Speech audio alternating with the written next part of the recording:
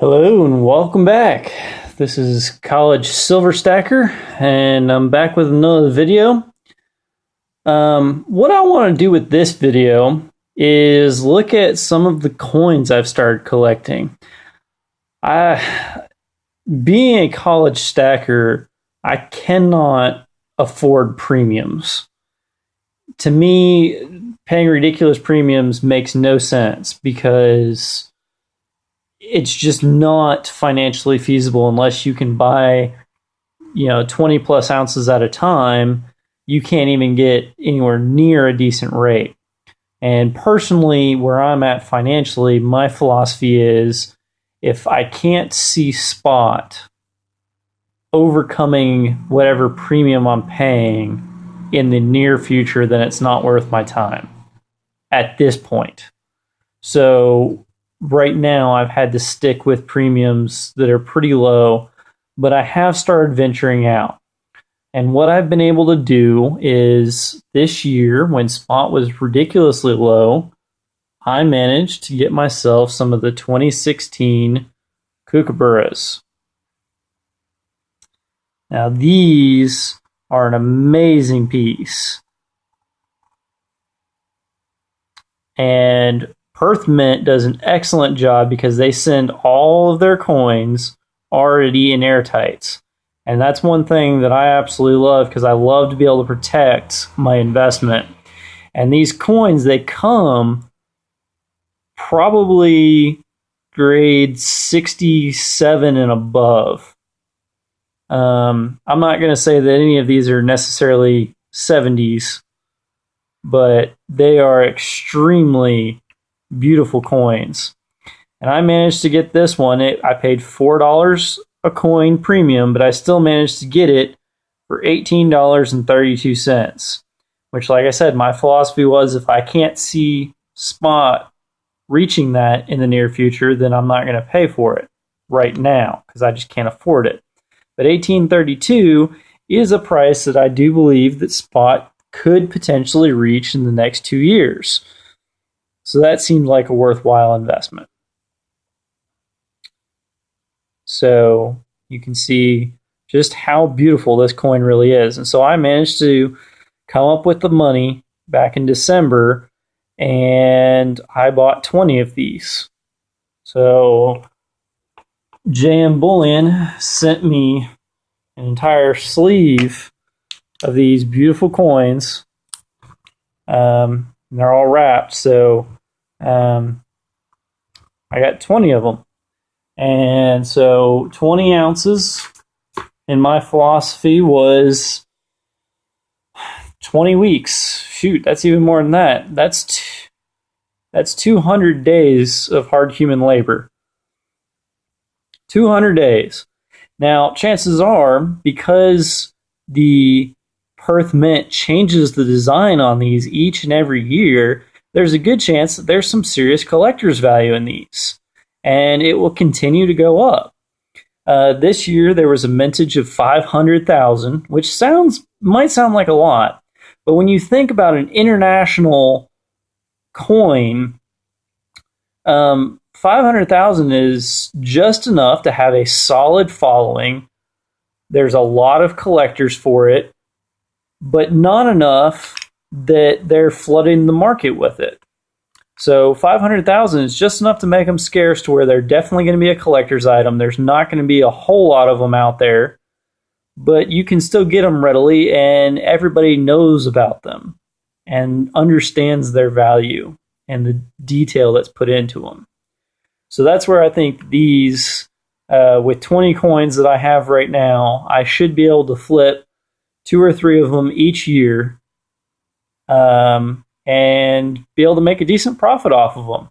I always plan to keep at least a couple of them in my collection because they're just beautiful coins. But with 20, I can stand to sell 10 of them, so 1 or 2 a year, and make a little bit of profit and get some more ounces in my collection. So those are all in airtights, and I rarely buy stuff off of eBay, just because you really have to be careful. And I don't know enough to necessarily trust people, but I was able to get this one from a friend of mine. This was a 2001. Unfortunately, it was not well taken care of. This one has definitely got some scratches in the finish there. It almost looks like it was circulated. But even still, there's not very many of these out there. And so they still have a decent following, even slightly scratched. This one was $22.50.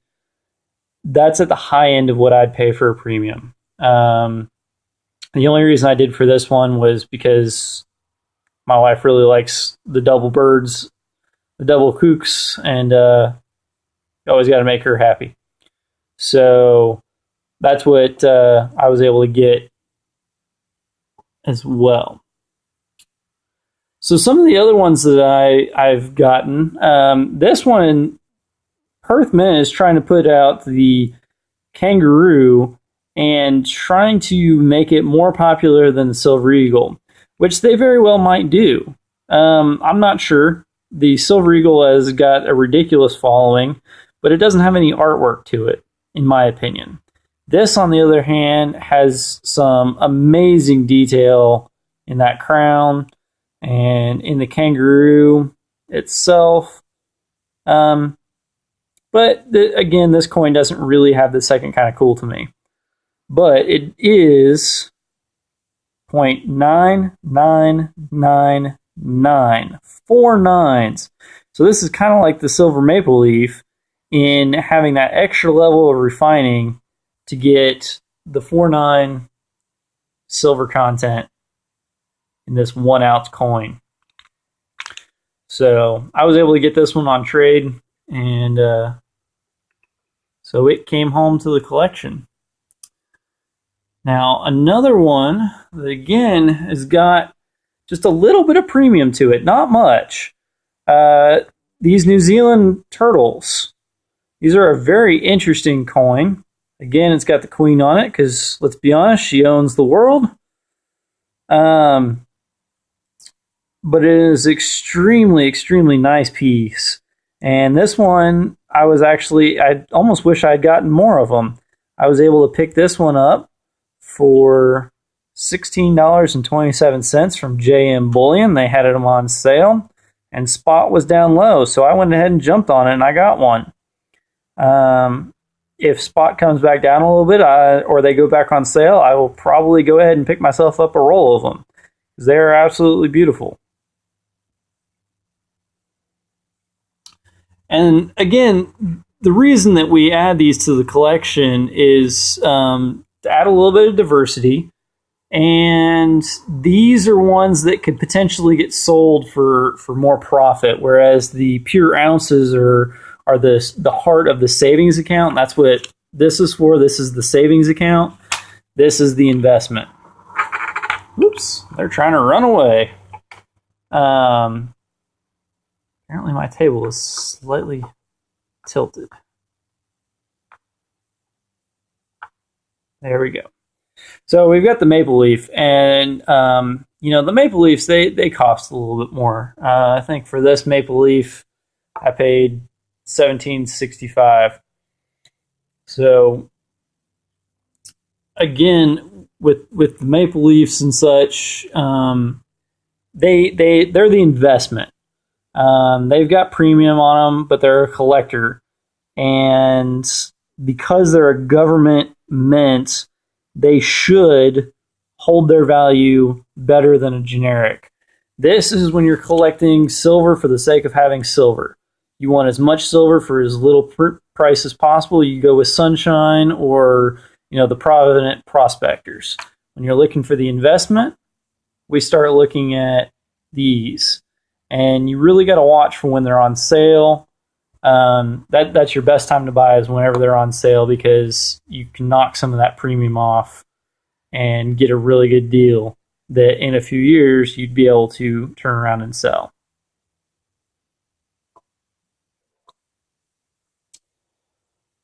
So yeah, that's a couple of the coins that I have started adding to my collection, and I will continue to do so as I have funds. The key is stack what you can when you can. Every single ounce you collect is another 10 days of hard labor that you are putting in the savings account that you hold on to. It's not a government IOU. This is hard assets that you own that can be sold and will maintain their value like they have for at least the last 10,000 years. These are ones that you're going to want to have and be able to flip.